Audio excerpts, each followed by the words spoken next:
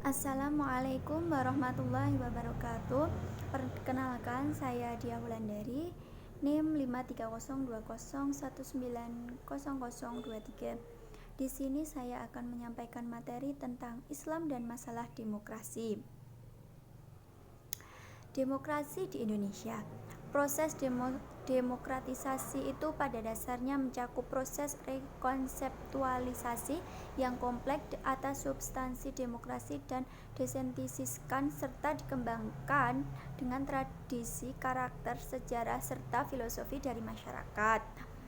Demokrasi dikembangkan secara konseptual dengan berdasarkan pada filosofi bangsa, sifat dan karakter bangsa, ciri khas serta identitas bangsa. Bangsa pada hakikatnya adalah sekelompok besar manusia yang mempunyai persamaan nasib dalam proses sejarahnya, sehingga mempunyai persamaan watak atau karakter yang kuat untuk bersatu dan hidup bersama serta mendiami suatu wilayah tertentu sebagai suatu kesatuan nasional. Secara konkret, demokrasi di Indonesia yang berjati diri adalah demokrasi yang berdasarkan filsafat bangsa dan negara Indonesia, yaitu Pancasila, yang secara konstitusional terkandung dalam Stats Fundamenta Norm atau pembukaan UUD 1945 yang merupakan norma dasar Indonesia. Menurut Friedrich, negara modern yang melakukan proses pembaharuan demokrasi, prinsip konstitusionalisme adalah yang sangat efektif, terutama dalam rangka mengatur dan membatasi pemerintahan negara melalui undang-undang. Etika dan moral kepemimpinan Islam. Islam telah banyak mengatur etika dan moral kepemimpinan baik di dalam Al-Quran maupun hadis Nabi Muhammad SAW serta ijma' para ulama. Semua ajaran etika dan moral dalam kehidupan masyarakat adalah merupakan etika dan moral kepemimpinan. Namun inti dari semua itu adalah amanah dan keadilan sebagaimana firman Allah Subhanahu wa taala dalam Quran surat An-Nahl ayat 9. Masalah kepemimpinan dewasa ini merupakan kunci utama dalam menuju negara dan masyarakat yang bermoral. Struktur kejahatan itu adalah akibat politik kekuasaan. Perimbangan kekuatan politik mengabaikan upaya serius mengatasi konsumsi dan ketidakadilan. Praktek kekuasaan dijalankan bukan asas dasar etika politik, namun untuk mempertahankan kekuasaan.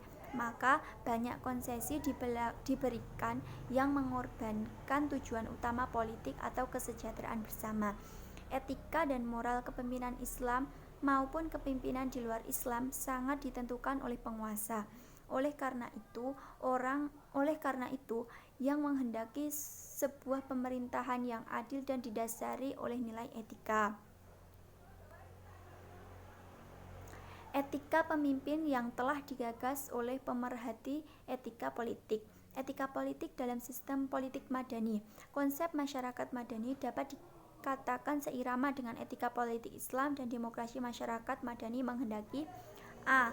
Legislatif, benar berfungsi sebagai pemikir dan perumus kepentingan rakyat serta berupaya maksimal untuk mewujudkan keamanan, ketertiban, ketenangan, dan kesejahteraan dalam masyarakat.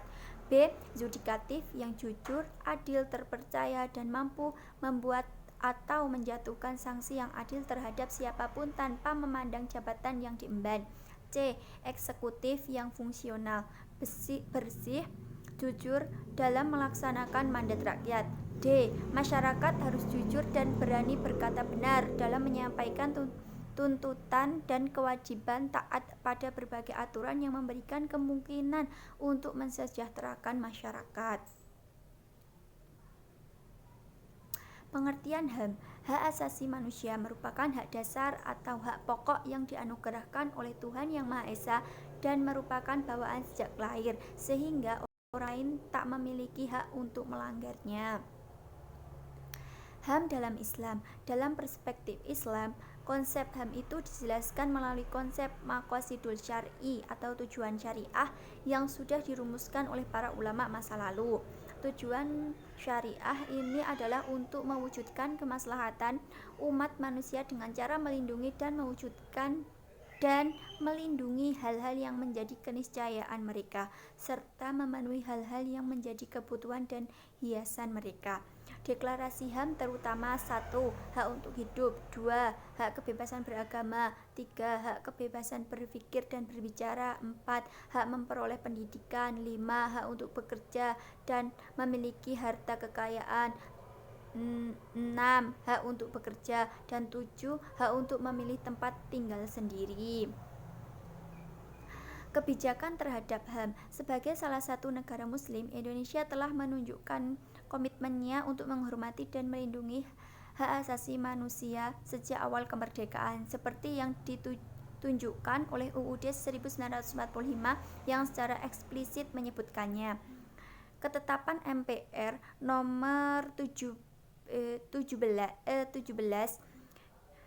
tahun 1998 tentang hak asasi manusia yang kemudian diikuti dengan legislasi UU nomor 9 tahun 1998 tentang kemerdekaan menyampaikan pendapat di muka umum. Kebijakan ini kemudian ditindaklanjuti dengan legislasi UU nomor 39 tahun 1999 tentang HAM, diikuti oleh UU nomor 26 tahun 2000 tentang pengadilan HAM. Pengertian HAM yang terdapat dalam pasal 1 UU nomor 39 tahun 1999 adalah seperangkat hak yang melekat pada hakikat dan keberadaan manusia sebagai makhluk Tuhan Yang Maha Esa dan merupakan anugerahnya yang wajib dihormati, dijunjung tinggi dan dilindungi oleh negara, hukum, pemerintah, dan setiap orang demi kehormatan serta perlindungan harkat dan martabat manusia.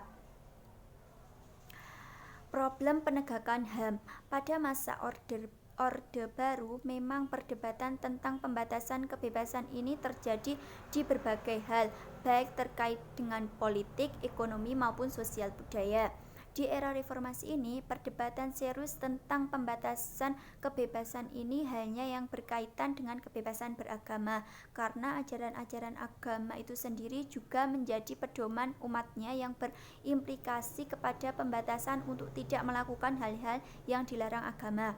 Persoalan lainnya adalah kebebasan yang berimplikasi kepada penghinaan atau penodaan agama.